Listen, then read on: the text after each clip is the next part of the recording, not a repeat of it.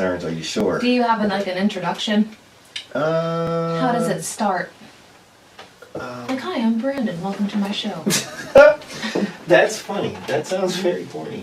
Usually, you know what? I lead in with we're just like having conversation. Oh, okay. And then it kind of just flows into it, but I don't fuck that up because I don't have my memory card in. So it's not going to be as cool as it could have been.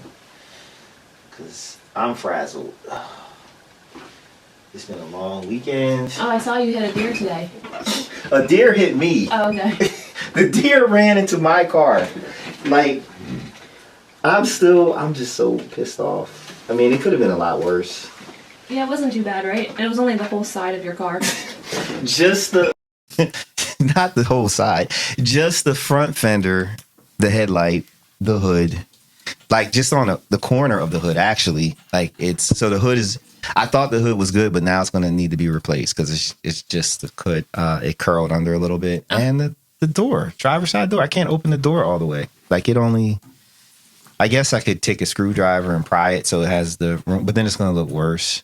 And the deer, Bambi, decided to run into the side of my car. I never seen Bambi. You never seen Bambi? No. You've never seen Bambi Disney's damn... What? Yep. Fox and the Hound, all of those are criers. I don't do. I don't do crying. What? Well, I mean, yes, Bambi, the beginning of Bambi is very real, is very life thing. So, But I feel like you should watch it. Maybe. Maybe. I'll put it on the list. It'll be right after Friday. And Hold on, wait, what? You've never seen Friday? I just saw White Chicks. Let me tell you about Monumental. Wait, what? Well, you know what? I've actually never seen White Chicks. So I can't... Look, actually, there's a lot of movies I have not seen, so I shouldn't be judgmental towards you. That's because fair. you... Right. But still, not Friday? Yeah, no, not yet. It's on the list. I have a pretty good list. Yeah. The barbershops, Clerks. I'm a musical gal, so like all the other things I've missed. Move the mic a little bit closer to you, please. Hello? Musical gal, yeah. It's an arm. It actually flexes. But I'm just saying, like, no, not Friday. Do you want me to help you with that? No, I don't. Okay. Is it gonna fall? No, I think you're good. Hello. Yeah, that sounds great. But just project. Okay. But not Friday. That is one of my all-time favorite movies. This was Ice Cube. Ice Cube. Okay. Chris Tucker. What's happened? So I feel like we gotta have a movie night now. Okay. I have Friday on DVD. That's how. I see. Yeah. I see. And then next Friday, and then Friday after next. I don't feel like anybody needs to see that. But How many are there? There's just the 3. Okay. And there was talks of another one, but everybody done died. From the movie, from the original, so I don't know if that's gonna ever work. Huh. Like, his dad died, the bully died. Well, they're all grown now. I know. Well, they were grown when they made the goddamn movie. Oh. Like but yeah, oh my gosh. Well, we have started. It's another episode of the Cultured Misfits podcast, and at this point, people who are listening and watching are probably like, "God damn, Is this live? This is not live." Oh, okay. So yes. Things can be edited and snipped. I try not to edit and snip too much, but I am Brandon, aka DJ Silk, and today I am blessed to have a special guest, someone that, when I think about it, I would have never thought back in 2011, 2010 that this would ever be like a podcast and you here. That is wild. You didn't think about it like that, did you? 2011? Yeah, that's that year I met a lot of great people. But yes, we have Devon in the building. Is it just Devon? I mean, is that fine? What do you mean? For the name, That's my name. I know it's your name, but people are like, I'm like Brandon, aka DJ Silk, and then I don't have an AKA. My social handles. Are you looking for? Well, yeah. What is your social handle? I would say I'm Devon. I don't know how to do this, and then my socials are so. Hello. I get the mic. Hold on. Yeah. Is this all right? Yeah, I mean, it's all right, but it can put a little attitude to it. A little altitude. Altitude. Attitude. Okay. All right. So yeah, I'm Dazfit, DAZFIT 24. That's your original claim to fame, your fitness pursuits, right? Yeah.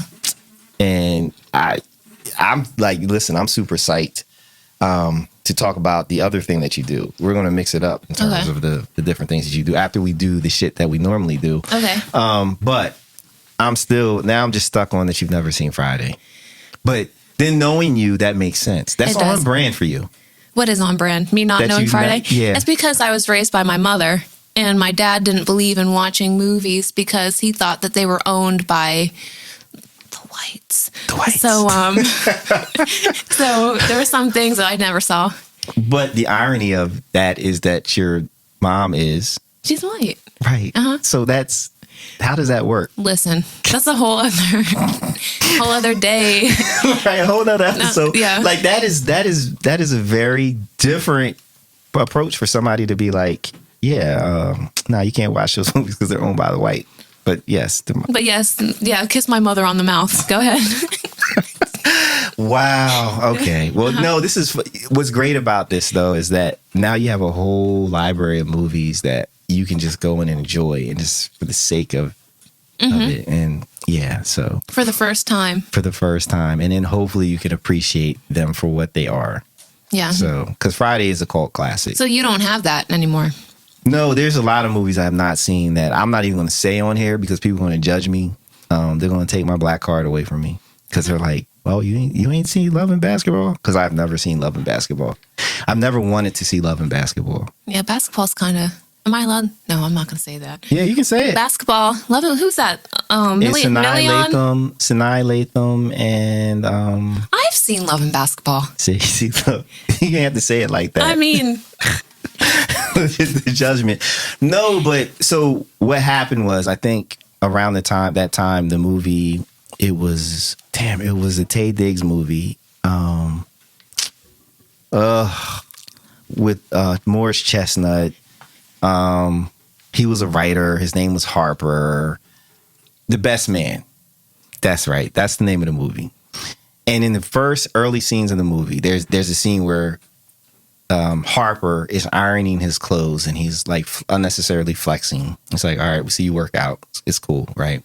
And he says, boy, I hope my friends don't realize that this book that I just wrote is really about them. And I'm like, so what? They don't think the audience is smart enough and patient enough for the movie to play out for us to understand that this is part of the thing. I was so turned off. I didn't want to see any other movies. This is Love and Basketball? No, this was The Best Man. Oh. So, yeah, that's another movie I've never seen. I take it. I never even heard of it. Yeah, it was early 2000s. So you were a baby. You were too young for that. You weren't old enough to be watching Love and Basketball. You can believe in love at a young age. I know, but I don't. Early 2000s is tough. Yeah. I was 91, so. Yeah, you were. Yeah, it would have been on the cusp of what you would have been watching. So, but it's like, yeah, Morris Chestnut, Nia Long, Taye Diggs. What's my man with the light eyes that he's suing? I forget his name, but it's like a star-studded cast, and it's like, I mean, it's a celebrated movie, but it turned me off so much, and I'm like, let me write it down. The Best Man. The Best Man. The Best Man, and then they had The Best Man 2. I'm not really into sequels, but we'll start there. Well, but then it was like The Wood. There was a whole bunch of movies that I did see, but at any rate, It doesn't matter. It doesn't matter. You're trying to get your black card back. I don't want it. I'm good. Oh my gosh, don't say that. Listen, man. I'm good. They're just gonna love me or not. If they take it away from me, We can have a mixed card. But I'm not mixed. You're not mixed? No. You're just light skinned. I'm just light skinned. I am just light skinned. Yeah, right. No, I thought you were mixed for years. Really? No. But if you saw my mom, she could potentially pass. Okay. But she's very fair skinned. But yeah, no, I'm not. I'm just a regular old black dude. Okay. Just probably gonna have his black card snatched because I didn't see Love and Basketball in the movie. So no, that's it. So okay. All right. Well, I'm excited. Are you excited? Okay, good. We're gonna go through our normal things here at the Cultured Misfits podcast. We had such great conversation before we started recording. It's kind of hard to switch gears, but we're gonna switch these goddamn gears. Okay. So the first thing we're gonna do, Vaughn, is, are you familiar with sex dice? No. You've explained it to me before we started. I like that they're in a towel. Well, because trying to roll the dice on glass is not going to work, right? But anyway, so here at the Cultured Misfits, we are really trying to help people in their relationships and to be more to have the fun. Because you know what happens when you're in a relationship. What happens? Like, things get stale. You fall into a routine, right? You need a little help. So what we like to do is we like to roll the dice 2 times. And that is so that you have 2 actions that you can do with your significant other when you get a chance. And so that's what we do. Nobody has yet given us any reports on what happened when they did what the dice told them to do.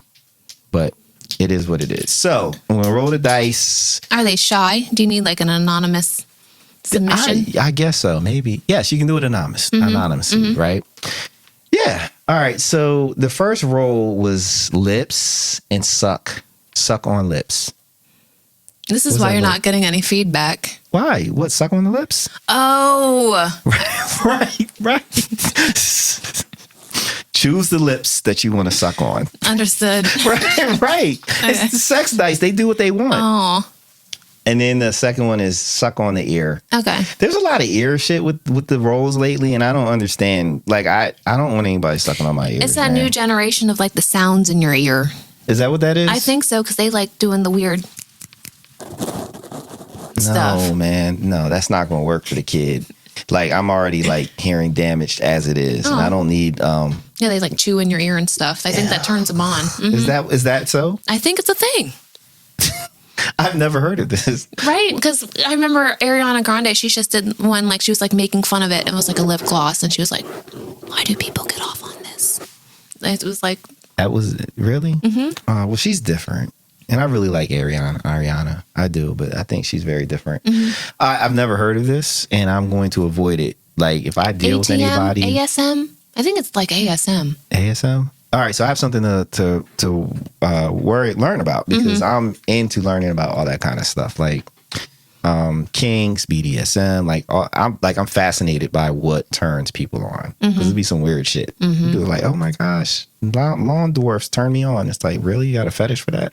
Okay, what happened in your childhood with lawn dwarfs that made you connect sexual stuff with it? So anyway, does that translate to like smaller humans? Maybe. Ooh. Okay. That's a very nice way of putting it. Smaller humans? Uh-huh. Okay. Instead of the little people? I'm trying to find the line on what you are going to get canceled for. Like, you can't cancel us here. Okay. We're uncancelable. Okay. But so you can... I mean, you have to take personal responsibility for the things you say. Well, that's why I haven't said like dwarf or nothing. Well, I mean, but a dwarf is an official way of defining, because a dwarf is someone who is just small, but they're symmetrical. Like, their arms, like if they were 6 feet tall, like their arms and legs are the proper length, right? Whereas a person we used to call them midgets, but now we call them little people. Okay. They have, their torso are normally normal length, but it's their arms and legs that are short, and then their head is big. So if like you had to make a choice between, like, you're getting ready to come down from heaven, and it's like, look, sorry, you're going to have to be a little person. Okay. You can either be a dwarf or you can be what they no longer call midget. What would you choose? I would do dwarf all day, every day, because I would be proportion. You just be small. Just be small. Okay. Be like, and I think it's anything under 4 feet, 10 inches. I think that's the height. But do you watch TV at all? No? Because they just had they just had a whole series on Discovery Channel with little people wrestlers. Wow. Yeah. And they were talking about the different types of dwarfisms, like all the... When you said the elf thing, were you talking about yourself? No. Okay. Elves do not turn me on. All right. You knew a lot. You came prepared with all the information. Tell me more about the Discovery Channel. No, I mean, listen. I listen to a lot of podcasts. I watch a lot of stuff. I like to learn. I like to remember shit that's never really going to serve me in a legitimate way. So there. Okay. I don't know if there's a real elf fetish, but if there was, People are weird, so I'm sure that there's a club somewhere. Well, why they gotta be weird though? I'm not weird in a Different? bad way. Weird's Just not different. bad. Okay, good. See, there you go. That's a nice save. So yeah. So we have the dice. We did the dice. The next thing we're going to do is for the culture. And for the culture, I'm trying to enlighten people. I'm trying to help them learn about things, right? And normally it's Black history. Okay. Normally. But since it's Women's History Month, March is Women's History Month, and then Friday was Women's Day, International Women's Day. I am trying to find facts for women. And so I found this person who I think you'd be impressed with, Bessie Coleman, who was born in 1892. And she knew she always wanted to fly. And although she was rejected by aviation schools in the United States, Coleman never gave up on her dream to become a pilot. She decided to master French and set her sights on flight school in France, and it ended up paying off. In 1921, Coleman graduated from the Fédération Aéronautique Internationale and secured her place in history as the first African-American woman to receive a pilot's license. Though some have reported she was the first African-American person to receive such a license, which is even heavier, right? She was also the first Native American woman to do so. Her father, George Coleman, was American Indian and of Black descent. When she returned to the United States, she still faced discrimination, and because of gender bias, she was barred from becoming a commercial pilot. Stunt flying was really her only option, so she began performing in air shows. In 1922, Coleman became the first African-American woman to make a public flight. Coleman entertained audiences with her aerial stunts until her death in 1926. Oh, shit. Yeah, she only flew for 4 years. Oh, my 4 years. She died. Sure did. My God, yo. I didn't read through everything. You didn't read this last part. Coleman entertained audiences with her aerial stunts until her death in 1926 from an accident during a rehearsal for an aerial show. So she didn't even get to die in front of an audience, which sucks. Damn. Well, but that's dope because you are I am a pilot, but I'm a helicopter pilot. She was a fixed wing pilot. We are not the same. No. But she paved the way for sure. No, you're not the same, right? But here's the thing, right? I did a little research, right? Oh, snap. I did. Like, I wanted to make sure I'm like, knowing What my did you shit, right? research, her or helicopters? Helicopter pilots, right? Hey. So here are some stats. So there's 4,945 helicopter pilots currently employed in the United States. 5.5% of helicopter pilots are women, while 94.5% are men. The average age is 44 years old. The most common ethnicity of helicopter pilots is, do you want to take a guess? Do we have to guess? Do we even need to guess? White, right? At 82.0%, followed by Hispanic or Latino, 6.8%, unknown, 5.5%, and Asian, 2.7%. Unknown, huh? Unknown, right? Let's see. In 2022, women earn 94% of what men earn. So women are at the high, close. High, Not 100, but we're close. Yeah, so 6% off. Do you need to work on that? 9% of helicopter pilots are LGBTQ, which is why would they stack that? 9%. 9% of the 5%. I think no, of all of them, of the 4,009, they're just saying LGBT of all helicopter pilots, right? Which, why are we even tracking that? I don't know. So here's the thing, right? With you being in the 5.5% of all these people, because you're of African American descent, you're like less than 0.1%. Like, I might think that you might be the only one. Maybe not the only one, but we're far and in between. Like, yeah, because 2.6% of all pilots are Black. Let's see. No, I mean, Devon, you legit might be. We might have to put you in a glass case, like, because you might be the only one. One or two. Have you seen any other Black helicopter pilots, black female helicopter pilots? Not yet. See, you just came in here just thinking like I was going to pick your brain about shit, but I'm really just highlighting that you might literally be the only fucking one in the States. I know that women in general is what 5%, and that's high. I don't even know if that's accurate because when I looked at last, it was like 1% and 2%. Right. So I doubt that that's accurate. You're probably pulling for like ZipRecruiter. No, this is Zippia.com. Zippia, so yeah, it's just listen. I'm feeling like you might be the only one. Oh, you about to get paid? Hopefully, that's the goal. No, it's the goal. We're going to definitely talk more about all of that as we get through our shit. Okay. But I'm just excited. I'm so excited for you. I never would have thought you to be a helicopter pilot back in the day. But I don't think anyone does. I don't think, especially like, well, you're from the city, right? Delaware? Yeah. So I don't think born in my household, it wasn't even like a conversation for anything to do with aviation. Yeah. So, you know what? Fuck it. We're going to talk about this now. So how does this happen? Like, how did you get there? How did I get into flying? Yes. So how I got into flying was COVID. So when COVID hit and I left my cycling studio because I'm a fitness instructor, you were really put in your place on who was essential and who wasn't. Yeah. And so like with everything fitness being shut down and everything going virtual, and I'm not great with like doing virtual online classes. It's not my vibe. I needed a new career.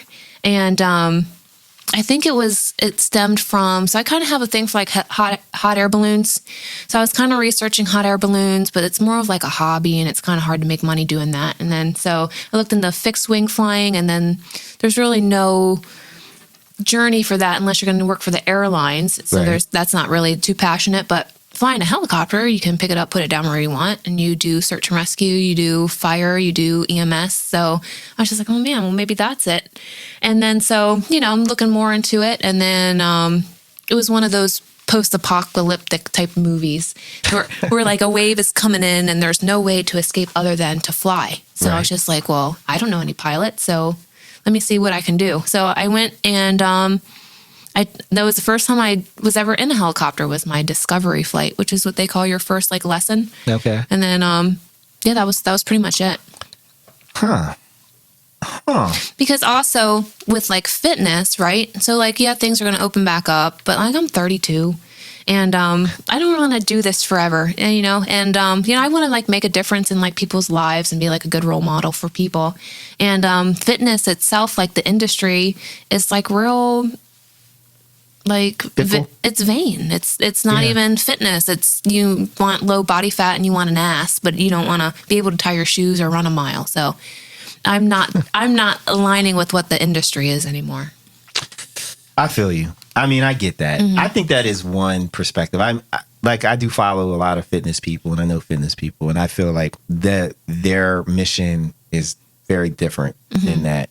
And so maybe I need to put you down with them, because they are definitely about the like get it together body positivity thing. So but I feel you. So you don't feel like you're passionate. No, I mean to make money from it. I can do personal sessions all day, not charge anybody, care about you as a person, but that's not going to make me, help me with my bills. From like a moral perspective, fitness shouldn't cost anything. You shouldn't have to pay a membership to go to your gym. I agree. Some of those resources should be like available. But you know what? I think maybe you're missing, like, something that you're missing from your equation is, so representation matters, right? And so for those of you who are listening, you have to go to the YouTube to see her, right? You have a tattoo or two, right? my 2 tattoos. Your 2 tattoos. Yes. You have a lot of tattoos. They can't see that you have gauges, right? Yeah. You are unique in that you have modified your body in that way. You've used your body as a canvas to you, and you've taken full advantage of the canvas, right? So I feel like your look and your vibe speaks to a whole segment of people that are not being spoken to in the fitness space. I see. Because it's very vanilla and whatnot. You know what I'm saying? So I'm just putting it out there. I'm still here for the people. I'm just saying for my long-term goals, because I care about people, fitness wasn't going to work. Okay. So you get in the helicopter. Where did you go? Where did you do your discovery flight? We won't mention them. Okay, good. We won't. But you did your discovery flight. So if someone wanted to do a discovery flight, what is the best thing to do? Google, see their nearest local helicopter, like local airport where they do lessons, or? So yeah, a discovery flight, I would research. It's kind of complicated. This is why I have my nonprofit. But if you think you want to fly a helicopter, you need to figure out if you want to do it for fun or if you want to make a career out of it. Okay. Because that'll determine on what you want to fly. Okay. And then you can find a flight school from there. Okay. So you just now mentioned your nonprofit. What is the name of your nonprofit? Rotorhead Resources. Okay. And what does Rotorhead Resources do? We answer all these questions. So if you're like me and you have a midlife crisis and you're like, what the fuck, I want to fly a helicopter, it gives the resources on how to get started. So you should have led with that. Okay. When I asked that question, you go to Rotorhead Resources, right? .com. .org. We're at org. 501c3 certified. And at Rotorhead, that is the beginning steps of learning where you need to go in order to do that first discovery flight. And above and everything else. Right. So what was the impetus of you starting that? Amputus. Amputus? Not impetus? I need you to give me the definition. Oh, impetus? Motivation. Like what was what propelled you to that? To fly? No, to start the nonprofit. You're trying to run from the zombies. I get it. No. I was just making sure I was answering the right thing. I started the nonprofit because I started at a flight school. Why we didn't mention them. Right. And, I didn't have any aviation background. And I was really just brand spanking new, bright-eyed. And they took full advantage of that. So I didn't know the differences between the flight schools. I didn't know about the medicals you needed. I didn't know the time frames or the requirements you needed for the license. So everything I was just kind of taking their word for. And then they used that. So there's two things. It's called a 141 school, and then there's a Part 61 school. 141 is very regimented. You're supposed to get your license in about 35 to 40 hours. Okay. Because they have to follow such strict guidelines. But what they were doing is that they were operating as a 141, but they weren't really. So they were trying to pretend like they were upholding these standards when they didn't have any place to do so. So at 40 hours in which I should have had my license, they wouldn't even let me solo. Ooh. And I'm asking them what's going on, how do I solo, and I'm not getting any feedback. So I almost quit. $20,000 in, $30,000 in, I almost quit because it must be me at this point. If you can't even let me go by myself. So then I kind of gave it a break, and then I found a flight school near me, and I got my license within a year of flying with them. Because what was the issue was they were playing their little games, and then at that place they hire instructors as soon as they're certified to instruct. Okay. So what was happening is the fears of my instructors were coming on to me. So when I came to my new flight school, he was just like, you're like still scared to do maneuvers that your previous instructor should have taught you out of. So wow. So Rotorhead Resources will save someone $10,000, $20,000, $30,000 just because 40 hours. So if we do the math, what is the hourly? What does?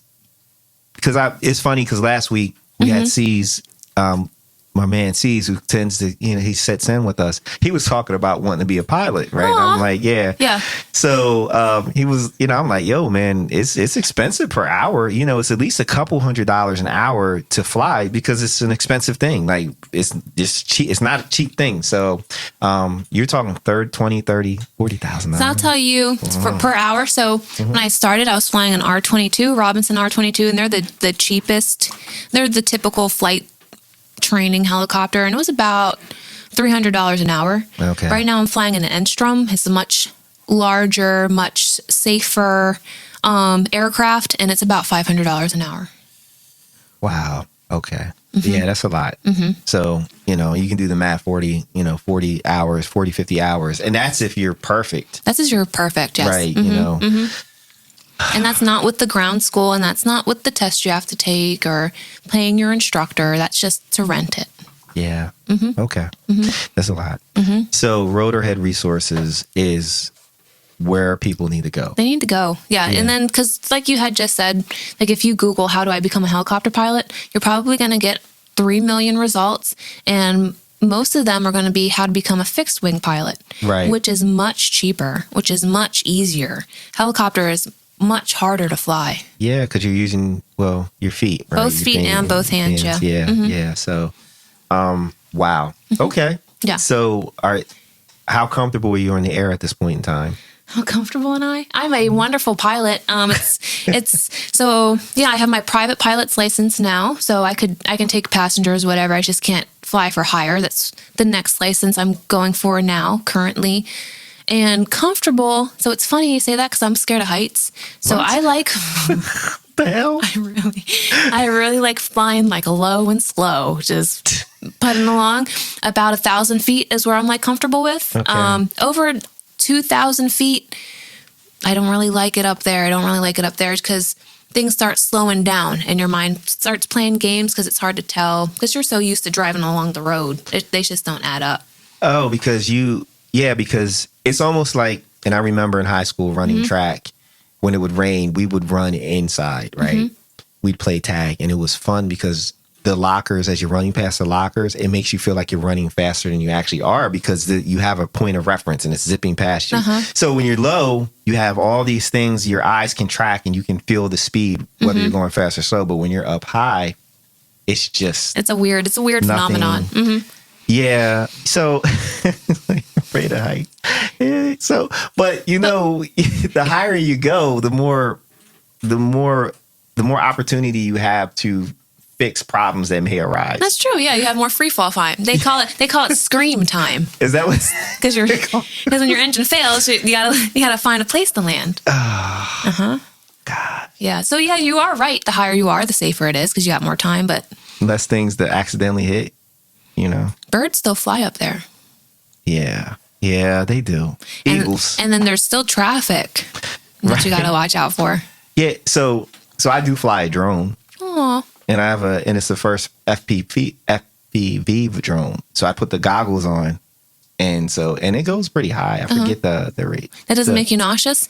No, it freaks me out because I forget that I'm not in my body. Like I forget that I'm in my body. Okay. So I'm flying it, and I'm with the drone. Like, so you literally could come up behind me and knock me on my head, and I would never know because I'm in the drone. It's like, so I have to remind myself, like, yo, you're not in the drone, you're here. So be aware of your surroundings. But maybe you need that to help you with your fear of The height. drone?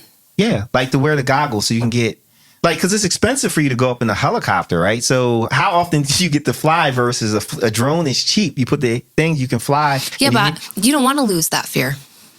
You don't want to not be scared anymore. Okay. Because then you get real reckless. You do make mistakes. Anytime I feel like that kind of way, I'll talk to my instructor. I'm like, well, yeah, I got that, that fear feeling. He's just like, keep it. It's going to keep you safe. Check all your things. All your things are fine. You're doing fine. Keep that. That is true. All right. So we'll keep you scared of. Yeah. But I'm talking about heights. I meant the drone about being afraid of being high because It's not, I don't know if it's about, so it's the height thing, but it's also like the switch in your brain you got to turn on and off where you're like, if you turn it off, then you're chilling. But if you have it on, you're very aware that you're like an immediate doom because, you know what I mean? Because no matter what, I nose it over, we're going over. And, I drop the collective, we're going to fall. So like, it's just that type of thing that my mind is like, it's intense. It's intense. No. Like my instructors will say, like the best pilot is one that doesn't give that's careless. It doesn't give an F. That can just kind of like turn it off because then you're like you don't think so much. You react, which is in those situations. I get it. I see the argument for both sides. I understand having the fear to keep you safe, but then also you can be too safe. So if you're like reckless, not reckless, but if you're like, yo, nonchalant. Well, if we die. Like, I just want to make sure it's quick. Yeah. Like, excuse me. Let's not. I don't even take up passengers that say things like that. No. Well, what? Damn.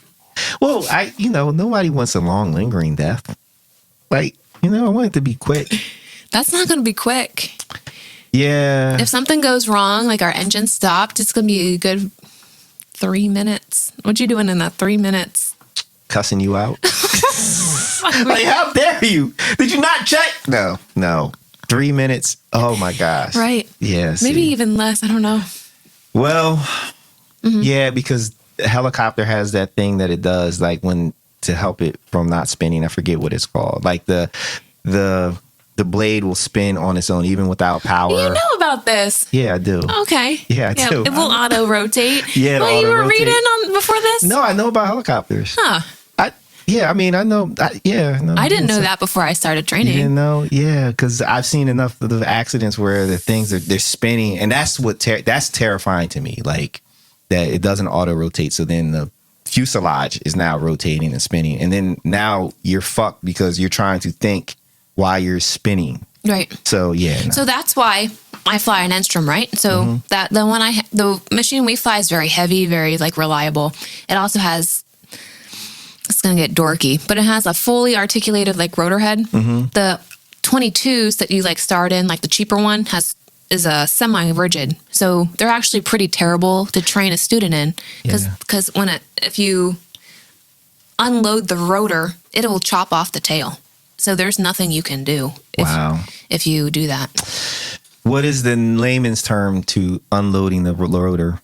Unloading, that's when it's low G's, so like that's a phenomenon. You know, if you're like on a roller coaster and you go up and you feel yourself come out of that seat, that's, that feeling you've unloaded the rotor. Okay. So what you got to do is you got to reload it and hope to God that in this second you don't roll or your thing doesn't get chopped off.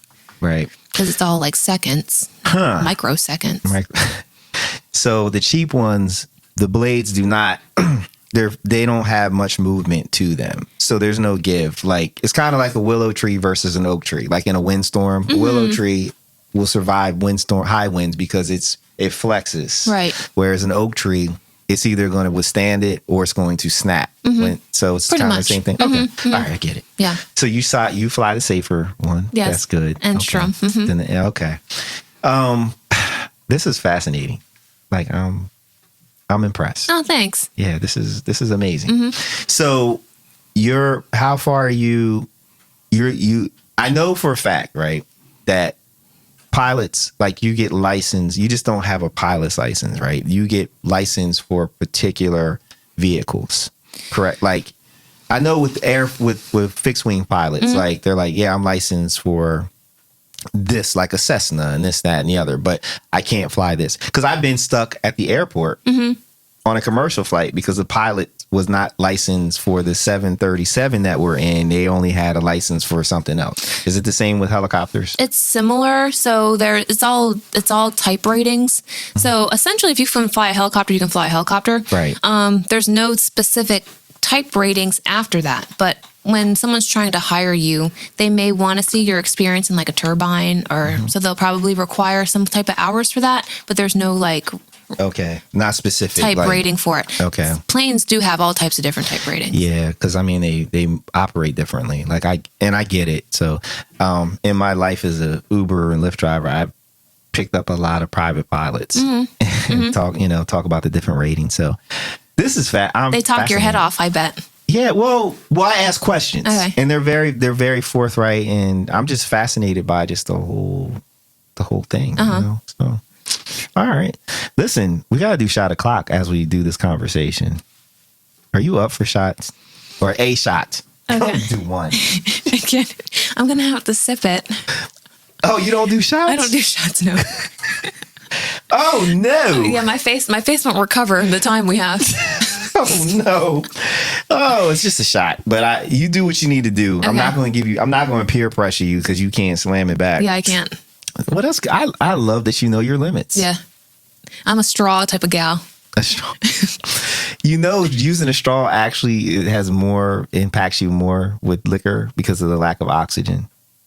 Like if you want to get drunk faster, sip through a straw. Huh. Yes, yeah, because you're depriving yourself of oxygen as you're pulling. Yeah, it's a whole thing. That can't be true because when you're drinking from a cup, you're not breathing. But you're not sucking. Oh. Yeah, see. Okay. All right. Here we go. I'm thinking it's going to be stateside. And it's not. What does it say? It's Cava. Oh. My tequila.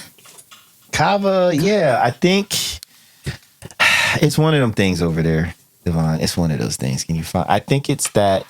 It's the. I think it's the gold in the back. Maybe no. That's Casa. That's Casa. Hold on. Actually, yeah, that's what it is. Casa. Oh. Casamigos. Yeah, we're fancy. Is that fancy? Oh yeah. Okay. Is that the Rocks? Fancy. The Rock. What? Is that the Rocks tequila? I think it's George Clooney's one. George Clooney? Yeah, it's his brand. Yeah. We're gonna have some Casa. So you fly. Hold on.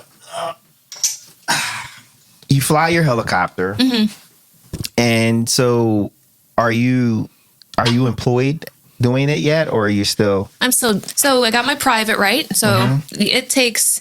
So now that I have my private, I can do my instrument and my commercial rating. So once I have those, then I can fly for hire. Okay. And what does that entail? Commercial is a minimum of 200 hours, and instrument is 40 hours. And when you're learning the instrument, what does it? Explain that, please. Instruments is where you're pretending like you are flying in clouds. So I have to wear foggles. Oh, and you're just relying purely on just what the gauges are saying. Oh, okay. All Which right. I actually like, especially when we're flying up high and I don't have to look at the ground. I can fly all day 5,000 feet with them things on. Yeah, because you're not freaking out.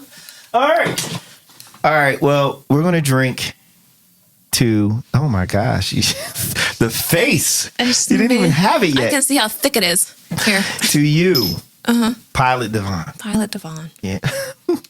It's like a happy color, but I know it's not. Sipping is torture. I'm just letting you know.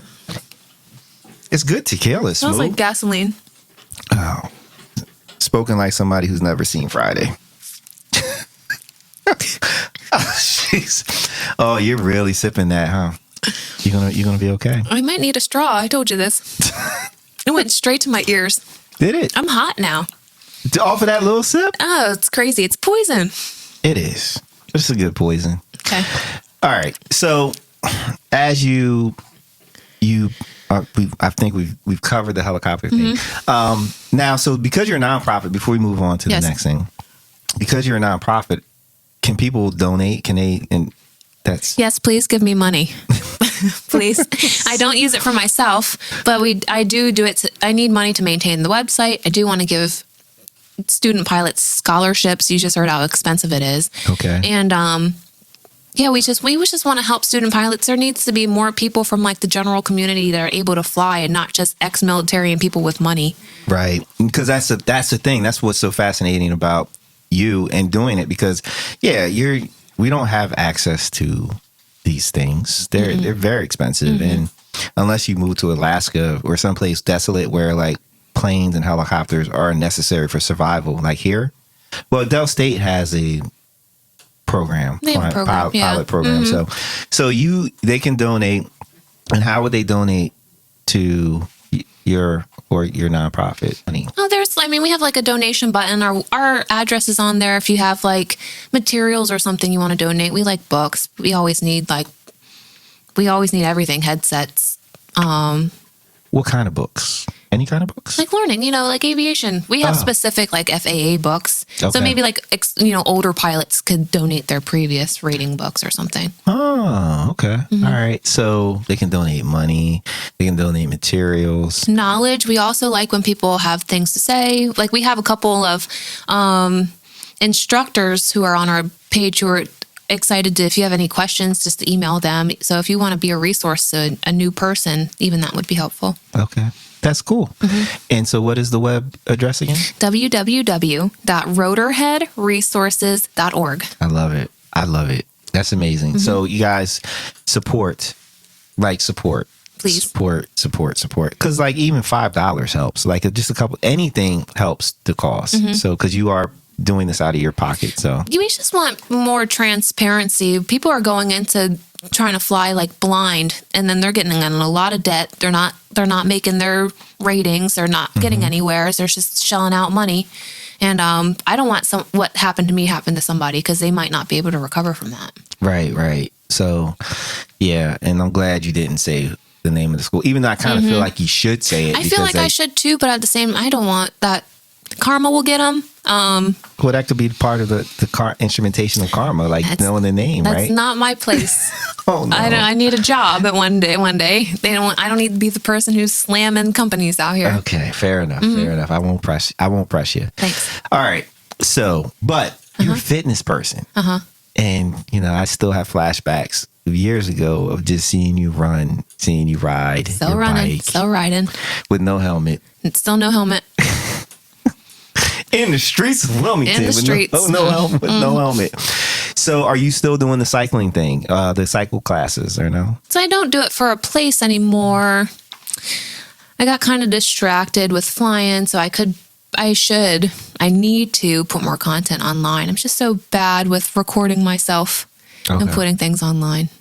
I can see that. You give me like, I don't want to record myself vibes. Yeah. I get it. And it does. It takes a lot of work, front end and back end. And so I understand. But I will get back on it. I was pretty consistent for a little bit. Okay. So when did you decide, what was the impetus? Is that word again? For you to become an instructor, to get into fitness? What happened there? How did I get into fitness? I got into fitness because I was pretty unfit. Cause I think was that you in Apple when you called me chunky. I didn't call you chunky. I said be careful. You knew. I said be careful. You knew. But I meant it with love and whatnot. He said, No. You're getting kind of, and I said, whoa, but no, I got, no, I feel bad for that. It's okay. It still rings true. So anyway, No. I have the memory of a hawk here. So I was really into, at that, as long as I can remember, I wanted to do theater and musical theater. Yeah, because you have a beautiful voice. You can sing. And but I didn't have any confidence. So I had no confidence and I wanted to do theater. So that wasn't working. So I went to Miami and I was doing headshots for people to make money. I was doing little digital portfolios for them because there's a bunch of models or whatever. And then I started running on the boardwalk, and then I think I got some kind of bullshit modeling job that turned into I was somehow mentored. Okay. Where the woman was just you'd be, because I was losing weight. I think I had lost 30 pounds since I had met her. And then she was like, what are you doing? And I told her about my little regimen, and she kind of coached me to be a trainer for her. So I started training her, and then she had money. So then she opened up a power plate studio, which is essentially this big machine that shakes, vibrates. Yeah. And so she hired me to be a trainer there, and she helped me get all my certifications. And then ever since then, I've been in it. Wow. So you can thank me. But I'm playing. Almost. Almost. No, man, it was all love. You said that's cool. No, because I remember when you came to Apple. Yo, you were something. I was chunky. No. But when you started, you were curvy. You were video vixen-ish. Okay. Which is a great thing. And so, But I was not healthy. No, you just good genes and youth. And now, you just on it. So you did that. So then when you came back up here, what was the site to transition into cycling? Because you were running first, but what was it about cycling that kind of got your attention? So I'm a long distance everything. So when I'm running, I don't run for a certain amount of miles. I do time. So if I have 2-3 hours, I'm going to run for that full time. Oh, shit. So I was doing those. I was doing half marathons and marathons, and it was starting to take a toll on my knees. Yeah. So then I got a bike, and I did a century, 100 miles, 2 days after I bought the bike. And I did it out the box, no training. I wasn't even affected after that. So that was great. And it was real calm and peaceful. So I started switching cycling with the days that my knees weren't feeling great. And then I found the rhythmic cycling because of all my musical stuff. Right. My old business partner, I forgot how we had met. I think I was working in the same shopping center. She was opening up the studio. She found out I could count music and that I could ride a bike, and then that was it. It was a wrap. Yeah. You know what? When you run, you got to run on soft surfaces. That's just that asphalt. It's why I stopped playing basketball at the parks years ago because concrete and asphalt does not give. So My running shoes, they're the Hoka Bondies. Those soles are like thick, super thick, no. and still. I run probably 4 to 5 days a week, 7 miles minimum. Damn, that's a lot. That's a lot. It's like where I clear my mind. Okay. All right. Okay. So so do you have any intentions of doing another studio? Because at one point you had your own cycling studio, correct? Yeah. And then things happened. That's another episode. And then, and so have you thought about getting another studio, or do you feel like you're really going to totally commit to this flying and everything that's involved with that? In a perfect world, I would do both. Okay. But since flying right now is so expensive, at least until I can get hired as a pilot, I'm going to have to just fly. Okay. All right. Okay. All right. I still personal train, but as far as running and maintaining and owning a studio, I probably. So are you looking for people to train? Are you open to availing sure. yourself? You are? And yeah. how would they? Open auditions? Well, no, because for the people that are listening, you're in fantastic shape. Yes. Like, you really are. So, like, if you were a different person, you could really hop online and just. I know. Right. That's my whole life dilemma. If I was a different person and completely about myself, who knows where I'd be at right now? Oh, man, you'd be killing it. You'd be on somebody's yacht talking about, hey. Yeah, with no self-respect, with my titties out, please. But you might be happy. No, I'm joking. Why the titties got to be out though? No self-respect. Because I'm not. That's the goal. You just can't be an influencer. You just can't. You need goals. You need to. True. No, but I mean, so if someone wanted to hire you to be their trainer, how would they do that? They could go to DasFit, my Instagram, DasFit24. You can email me there. I will say that you have to come with the motivation. You're not the motivator? I am no longer the motivator. No. I cannot motivate you to love your life. Okay. You know what I mean? I can help you get in shape if you want to get in shape. But I cannot teach you. I can't. You got to wake up and want to be excited for life for it to make anything work. I can't help you with that. All right. Okay. So then go ahead. Spell your handle, please. DAZFIT24. And it'll be in the notes. Okay. And that's on the Instagram and on the TikTok. Yeah. Anywhere else? No, that's it. That's it. Okay. No, I think you'd be a great trainer. Yeah. I think that you low key do motivate people. You just. Oh, I'm motivating. I'll keep you motivated. But I found a hard time, and I don't do well with clients if you don't already come with that. Okay. Because, I understand how important life is. We have one. And I understand how important your health is because that's what you need to live a long life. So if you don't already have that, you have to find that first. Gotcha. Because what does it matter what your body looks like at that point? Very true. Very true. You don't want to leave a beautiful corpse behind if you're not. You want to enjoy it. Okay. All right. So I think, and so if they were, all right. It would only work best if you already came wanting to do it. But I kind of feel like by default, and I know people can come and not be about it, but I'm just saying, I feel like they're at least in the right, close to being in the right headspace. If they were to come to you or any trainer and pay money to try to do better, I think they're in a great place. So yeah, I think, but I understand what you're saying. Like you want people who are committed. Essentially, I want to take you and work with you, and then and set you on your way in like 2 to 3 months. That's it. So you're not trying to have any long-term relationships with people. Is that what's happening? No. I just we can even get to that point where I'm still working out with you, but by 3 months, I want you to be able to do some of these things on your own. Like I want you to have the mentality to be like, I can see Devon Tuesdays, Wednesdays, and Fridays, and on this day and this day, I'm gonna be able to work out on my own and do my own thing.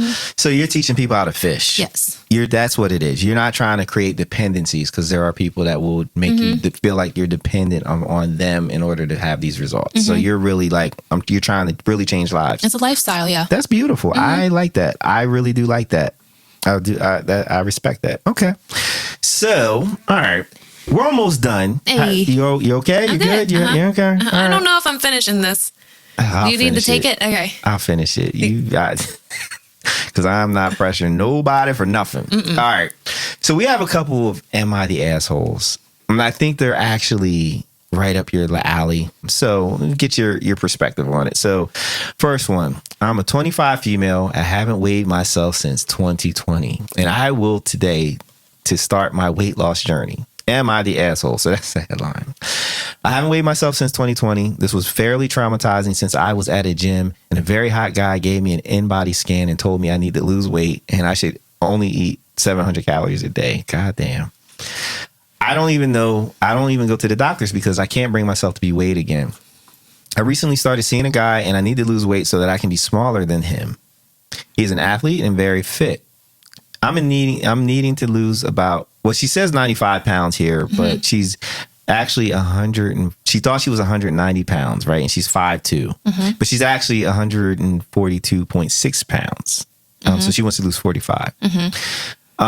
So I'll do it today, but it's going to be bad. She's talking about her weighing herself.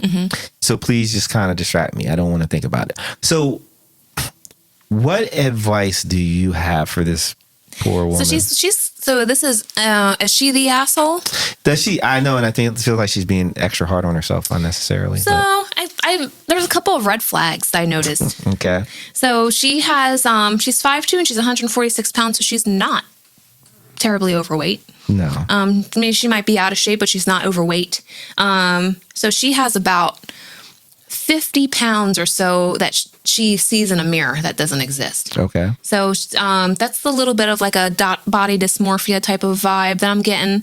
Yeah, because she did think she was like 190 pounds. Then she's really only 4. Yeah, you're right. Good pickup. I didn't even pick up on that. So that would be where I would come at.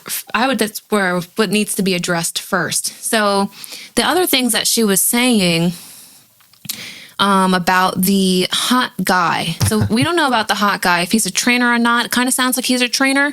If he was hot, she's early 20s. He was probably also young dude, early 20s. And as a trainer who's worked with young trainers, sometimes things can be taken out of context. So if him saying that she had to restrict herself to 700 calories, it kind of sounds like to me she had said, I need to lose X amount of weight by this date. And that was the math. And then he was like, whoa, no, because then you'd have to eat X amount of calories to get there. So, but in her mind, that's probably what sticks. In order to get this, I'm going to have to do that. We don't know if that's what happened, but that kind of sounds like how the conversation would have went. And then, let's see. And then my only other things other than that was that I don't ever weigh people right away. No, because it's not how much you weigh, it's how you feel and how you look actually and how your clothes fit you. Yeah. So in that conversation, she would have probably displayed some kind of, asking like how you feel about yourself. She's like, oh, I'm so overweight. I'm so, I need to lose because she would have told, because she thought she was 196 pounds. So she would have said, oh, I need to lose 50, 60, 70 pounds. She said 95. I would have been like, oh, well, where is that coming from? So let's figure out what kind of other goals we have other than weight, because those numbers don't stick with people well. Yeah. What I pulled out from this is like she wants to be smaller for this guy that she started seeing. And that second asshole, first off. Why is he gotta be an asshole? Because, whoa. No, you don't ever. If you're ever talking to somebody and they tell you to change your body, you gotta go. But I don't think... I recently started seeing the guy and I need to lose some weight so I can be smaller than him. So I don't think he put that on her. I think I thought it read that he asked. Put the horse back in the stable. Okay. So maybe he's not an asshole, but that's also a self-confidence thing. He likes that you're a big girl, or he likes that you're bigger than he is. Right, because he wouldn't pick her up. Have been talking to you. Talking to her. Yeah, so I thought that was interesting that she's like made this decision that she wants to keep up with him. Well, that's good. It's good, but for the wrong reasons. From a physical point of view, it's great because her body, we do better when we're weight, height appropriate, right? But emotionally and intellectually, it's sad that here's somebody that's into her and she's like, as she is, and she's like, nah, I gotta lose weight. Well, she was already self-conscious. She's already probably beautiful, really self-conscious. She got this guy who's now hot that she has on a pedestal, but he thinks of her as her equal, or else they wouldn't be talking. Right. But there is like that weird thing about being bigger than a dude. I wouldn't want to be bigger than a dude. No. I think she just needs a bigger dude. She's already small. How small is this guy? He's probably, if she's 5'2", 146, he's probably like 5'2", 119. No, I think she's talking width-wise. Okay. I think she's not height. And not height, she's probably She's also really very wide. she's also very young and doesn't know that our hips are bigger, our bone structure is wider in some places too. Yeah. I mean, but you can, I don't know. Mm-hmm. I think it's good that she's on this journey, but I just hope that she gets on the journey for the right reasons. Right. And like, it sounds like she's not there with the right reasons. Like her mentality's off. Like she's doing it for all the wrong reasons. Like, I want to lose this weight so I can be smaller than my boyfriend. Like, yeah. Well, what happens if y'all break up? Are you going to go back? Well, it's that self-confidence thing that she doesn't have. Well, you got great advice from a certified. You gotta work on you gotta love yourself. It's that love yourself. Love yourself. Because if not, you're gonna lose this weight, and then what? And then that hot guys are stupid. Damn. They are. Somebody. Just don't worry about him. She's worried about the hot trainer who was sarcastic and told her to eat 700 pounds. Girl, eat. Well, maybe she was 190 pounds when that happened at 5'2". I don't know. All I know is that if you want to be right, you have to be in the right frame of mind. Mm-hmm. And she's not in the right frame of mind. Mm-hmm. I don't think she's the asshole for not weighing herself. She's not an asshole. No, you're not. I don't weigh myself. No. Weighing myself on certain days will ruin the day. So I just don't. When I notice my clothes are fitting a little bit tighter, I adjust. Yeah. I do not step on that scale.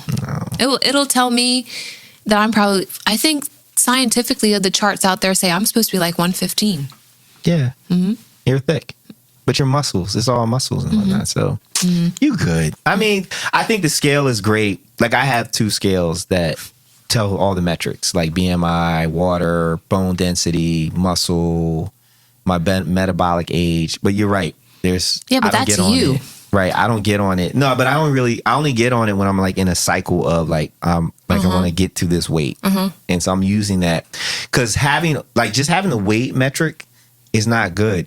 But having all those other metrics is nice because maybe my weight went up, but my visceral fat went down. My, different things, different. So I'm like, okay, well, I'm heavier, but actually I'm healthier. So I don't know. All right, here's the last one. The last thing I say about her, I would tell her to just less so switch her goals from weight to like, if like something else numerical, like if you want to run like a mile or if you want to do like 10 push-ups, because those are more achievable goals and you'll see yourself slimming down. You're right. Yeah, because you can, it happens to people all the time. They start working out and then they gain weight, but it's like because you got muscle. And muscle's heavier than fat. And your muscles are swollen. You're going to be heavier on the days you lift and squat and run. Yeah. So, okay. All right. So am I the asshole for telling my husband that he stinks? My husband, I'm 42 female. My husband is 41 male. Doesn't always take regular showers. He's a sweaty guy by nature and will go days without showering. I have a very good sense of smell and he knows that. He doesn't deny that he needs showers, and he has nothing against them. That's wrong. It became a running joke, but it often bubbles up into a fight. We have 4 kids, and he stays at home. He's a stay-at-home dad. There's time for him to shower during the day. The kids even tell him that he stinks sometimes. I find that kids are so mean, right? Because he probably legitimately stinks. I find that he showers when he's going to see other people or before he referees sports games. It hurts that he doesn't shower for me, especially since he knows it's important to me. He thinks changing all his clothes, including his underwear, solves the problem. If I wash the sheets on the bed, I'll ask him to take a shower before he gets in the fresh bed. He'll agree, but doesn't always follow through. He also doesn't brush his teeth regularly and relies on mouthwash and gum in its place. He hadn't been to the dentist in a while and then had 13 cavities. The dentist has him on a on deep cleans every 3 months. I suspect it's because the dentist knows that his teeth don't get brushed. No, they're trying to get through all the fucking filth in his mouth, right? So I try to be nice about it all and ask him about the shower before we leave the house together. Do you want to shower first or should I jump in? That usually works, but we aren't always going somewhere. I ask him how long it's been since he's taken a shower to make him think about it. He usually acknowledges that he needs one, but then that doesn't mean he will do it. If all that doesn't work, sometimes I get frustrated and tell him that he stinks and he needs a shower. Anyway, I do it. He often says that it hurts his feelings and I make him feel bad about himself. He calls me mean and sometimes I'll admit I am that mean about it, but definitely not all the time. It just seems like such a problem, an easy problem to fix. Am I the asshole? So there's an update. Okay. Some people have mentioned mental health concerns, and I don't think that's the case. He's always been a chronic procrastinator with poor sense of smell. When he has something to do, he's usually already late when he jumps in the shower. The one that really gets me is when he'll shower, referee a bunch of games, and not shower when he gets home. He changes his clothes regularly and reapplies deodorant, so you probably wouldn't notice that's not true. Oh. Standing in line at the grocery store. I also admit that I'm not always perfect. What does that have to do with anything? I've been known to just wash my face, brush my teeth, and yet reapply deodorant on WFH mornings. Y'all are both nasty. Mm-hmm, anyway, Go ahead. Who's the asshole here? You said WFH? Yeah, I don't work from home mornings. Oh, work from home mornings. So she gets up. All right. Okay. Go ahead. So my notes on this is that it kind of sounds like it's his personality. It kind of sounds like that's who he is. Because she says he's always been a procrastinator. He's always been this. So it sounds to me like this is who he is. And that he just has poor hygiene. Because some people just have poor hygiene. And it doesn't sound like they're like intimate or sleeping together, or because if you were trying to get fresh and you knew that, you'd get in the shower. Like, right. You know what I mean? So that's kind of where I was thinking. I don't like how she said it'll start off as a joke and then she'll be up front, because that can be like confusing. Right. You need to just be up front. I would say, why be mean? Babe, go take a shower. Set a good example for the kids. And it also sounds like complacency. It sounds like he's fucking at home every day with the kids. Yeah. And he doesn't have anything to get ready for, because he'll get ready for what he has to do. And then, when he comes home, he's just like, it's like the same routine. So I'm kind of seeing a little bit of both. It kind of sounds like that's who he was already. He's a filthy McNasty dude. Yes. I feel like that's who he was already. And now you're kind of getting annoyed, but you can't fault somebody for being who they are. She chose him. Mm-hmm. So I would say that. I would say it sounds like there's like some intimacy issues that she should probably address, and that might help. Because even not brushing your teeth. He's just nasty. He's gross. He's a gross dude. Some people are just nasty. Yeah. Like they just have poor hygiene. Yes. Because even if I'm home and I'm not going anywhere, I love how I feel after I take a shower. Right. Mm-hmm. I probably shower too much. Mm-hmm. Yeah. I remember when I was younger, like a teenager. Yeah. He sounds like that would be the shit you would do. Like, I'm just going to chew some gum instead of brushing your teeth and stuff like that. I'm going to change my clothes. Like, because typical immature type of boy. Right. But you reach a point and it's like, oh, it feels good to be clean. Yeah. So is she the asshole for trying to fix him, or do you feel like? I feel like she's only an asshole because I feel like she's trying to change who she already knew he was. Yeah. But no, in a sense where she like kind of wants him to change. She's saying he's hurting he's also a bitch because like she's saying to take a shower. Oh, you hurt my feelings because you said I smell. Fucking take a shower. How do you mean you hurt my feelings? It might be some mental health issues going on there. Like, why don't you want to take the shower? Are you scared of the water? What happened to you in there? Something. I don't know. Why you gotta be a bitch though? I love that you said that, but we gotta be sensitive to the men's. We're sensitive, but you're not showering. Yeah, it's upsetting. Also, some people don't know that they smell. Some people just do not think that they smell. So I don't know if it's a little bit of that. It sounds to me it's just like laziness. Just. I don't know how you marry somebody, how you have 3 kids with them, how you well, no, I know why, because she's like marginally not as filthy McNasty as he is. Barely though. Yeah. And so it's probably that she's just gotten tired of it. Yeah, like I'm in my house, because I'm like a neat freak. I have Manasia, she's 20 years old, and I got a 20-year-old female in there, so I might be like annoying with it, but we're on our shit. My house is clean. I have 2 dogs. My house is clean. So if you're like not setting those, I wonder what the house looks like. What do the kids look like? You know what they look like. You know what I mean? Like what like. the bottom of their feet look like. So like, oh, the dirty pads of the feet. So she's not addressing those things. So like, if my house is one of those houses where like, like the people who don't clean up when their animals use the bathroom, I'm not taking a shower either. No? If that's the type of life you live. Oh, you're just going to die? You're going to jump into the filth? It's just, that's the life that's going on. Oh. It sounds like that's what he doesn't understand. He doesn't brush his teeth. It's not, so it doesn't have anything to do with her.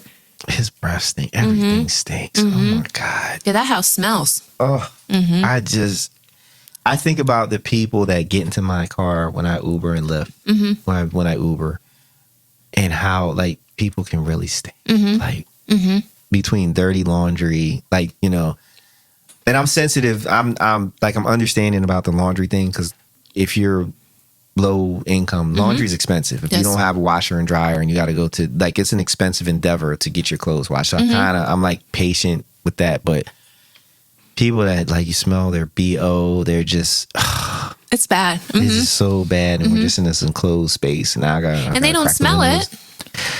They don't know. But they got nose blind to it, right? And some of your diet too. So, I know, like, I've trained people with with a high garlic or like a high cilantro type. No, I'm being serious, type of diet. And when they sweat, it stinks. It's crazy. Ew. All right. Yeah. Well, so they're both assholes. They're both assholes. We got some reevaluating to do. I would like to see some pictures. Oh, you know what they look like. You already know. And I know for damn sure that when he refs games, he's the ref that stinks. Oh, I wonder what kind of games. It doesn't. Because people, like, putting on fresh clothes when you stink, you still stink. Like, you just smell like fresh clothes and stink. Whatever you stink. So, yeah. Oh, this is upsetting. It could be a high, if he's a big dude. Oh, sweaty and musty, like big 500-pound type of dude. We don't know these. There's other things we don't know, because he's not getting in the shower. It's a big deal for someone that large to get in the shower.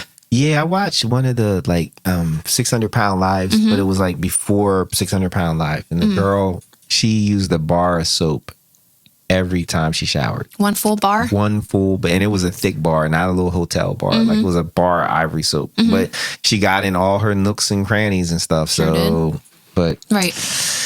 I don't know. Well, Devon, this has been amazing. How long has it been? An hour? An hour and 15 minutes. Huh. Since we've been recording. Okay. So we had the previous conversation. One more time, plug your shit, your Rotorhead, your fitness, all of it. Rotorheadresources.org. Same handle for everything, Rotorhead Resources. And then my stuff is Daz, DAZFIT 24. And you are accepting new, motivated, want to change their lives clients. Yeah, let's do it. And you would go to their gym, right? Yeah, I'll go anywhere. Okay. I love doing my big thing. My specialty is calisthenics. Okay. So we could do anything anywhere. Okay. Boot camp in the park, whatever. Okay. There you go. So please follow her. Please donate to Rotorhead Resources. And if you have curiosities about aviation and possibly becoming a pilot, even if you don't want to be a pilot, I feel like you should go and just learn these things. So then you understand the next time you get in the plane, everything that a pilot had to do in order to be in that seat. So yeah. She's like, yeah, right. But no, I think I honestly wish that I knew about it or aviation when I was younger, because there's just so many things you can do between being in the tower, talking to pilots in the air, or doing the marshalling at the airport, and everything pays great. Yeah. I just saw the thing that the FAA is looking for young flight, the tower people. What are they called? ATC? Yeah, they're looking for that. So 6-figure salary, ages 18 to 30, I think is the window that they're the age group that they're looking for. So go to the FAA website. All right.